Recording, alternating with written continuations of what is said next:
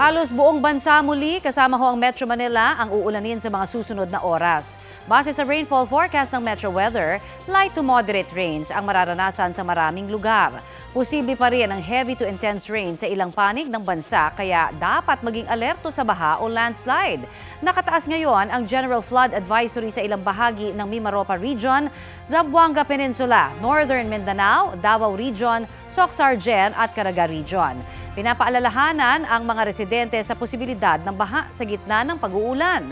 Ayon sa Pag-asa, ulan na dulot ng hanging habagat at mga local thunderstorm ang mararanasan sa bansa.